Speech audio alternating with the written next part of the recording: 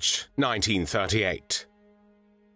German troops cross the border into Austria and invade the country without firing a single shot. They are not met with armed resistance, but with cheers and flowers.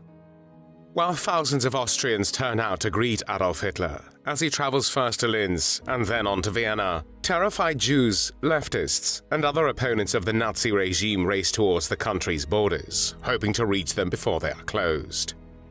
Most become trapped in a rapidly Nazifying Austria.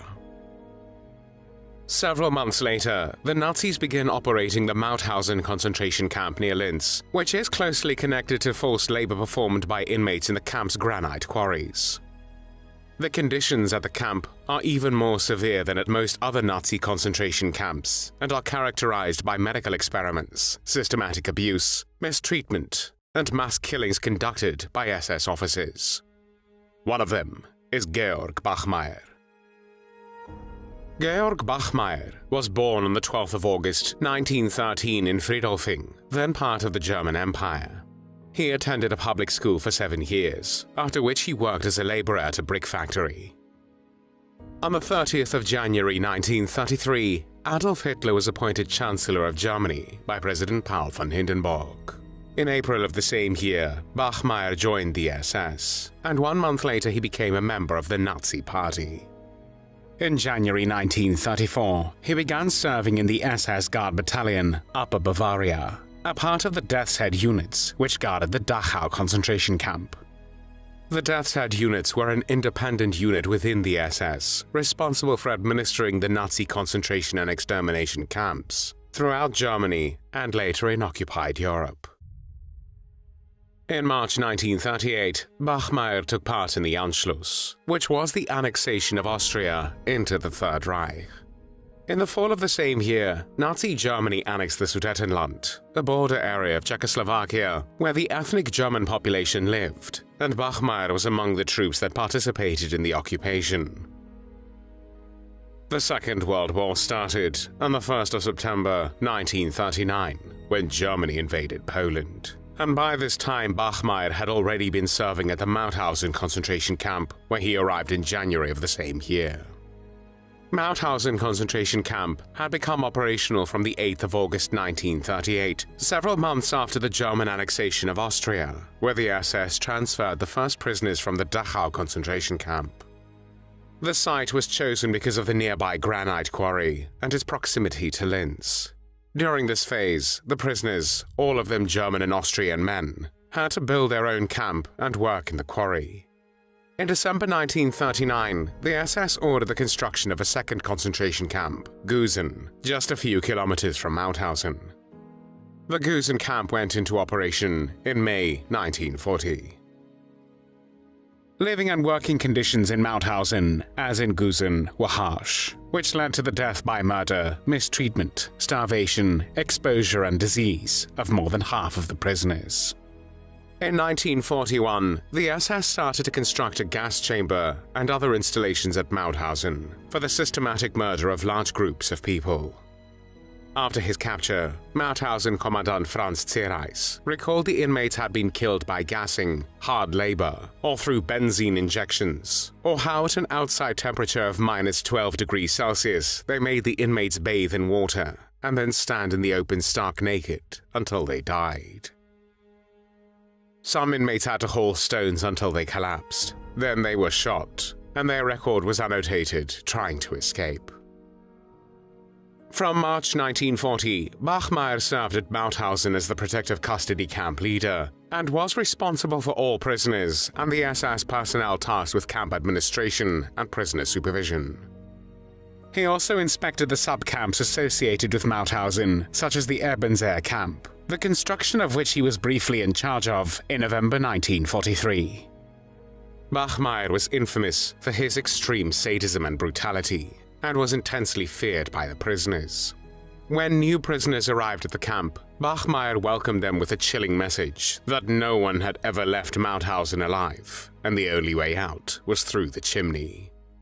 He even suggested to them that they might as well go straight into the wires, referring to the electrified fences surrounding the concentration camp.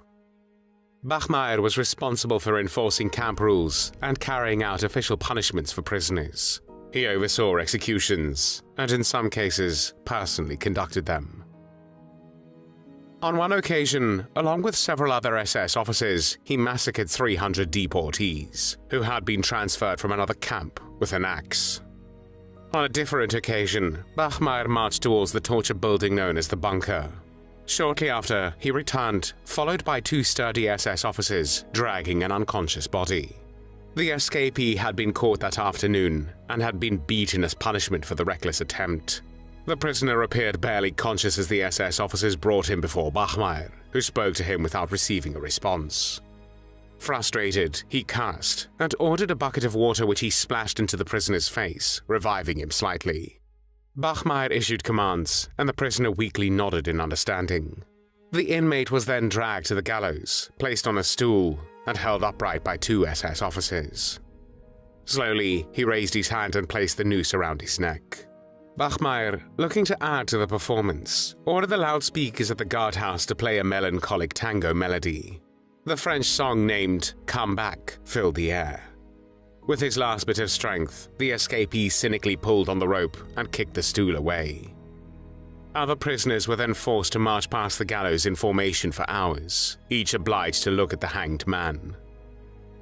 There were countless reports of Bachmeier's brutality, and former prisoners recounted his cruel treatment, torture, and murders committed by his own hands.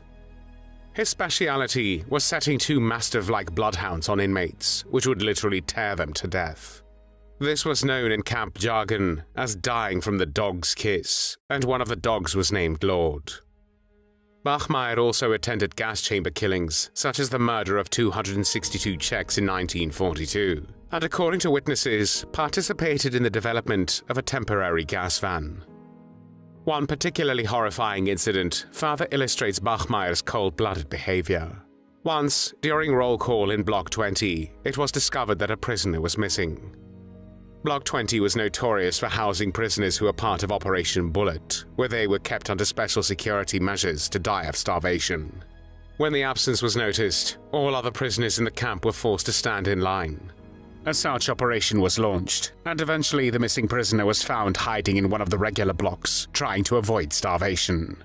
When Bachmeier received the report that the prisoner had been found, he trembled with excitement and quietly said to himself, "I'll batter this one to death myself," which he later did.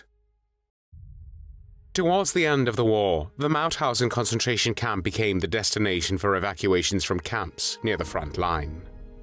Tens of thousands of prisoners arrived in several large transports. Overcrowding, lack of food, and rampant disease led to mass death among the prisoners in the final months before liberation. On the 5th of May 1945, the US Army reached Gusen and Mauthausen. After the liberation, some prisoners were in such a weakened state that many still died in the days and weeks that followed the liberation.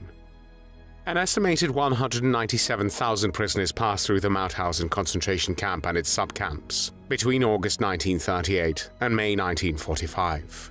At least 95,000 died there, and more than 14,000 of them were Jewish. In early May 1945, Georg Bachmeier fled with the senior staff from the camp and found refuge on a farm near Münzbach, in the northern part of Austria, where his wife Tekla, posing as a refugee, awaited him with their 2 daughters.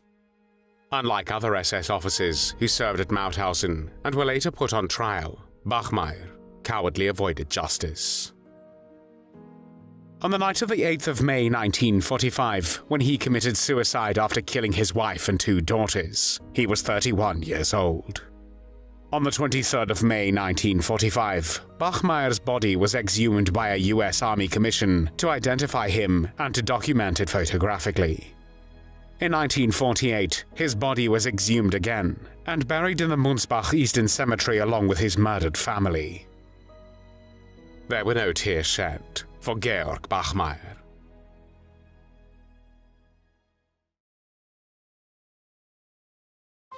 Thanks for watching the World History Channel.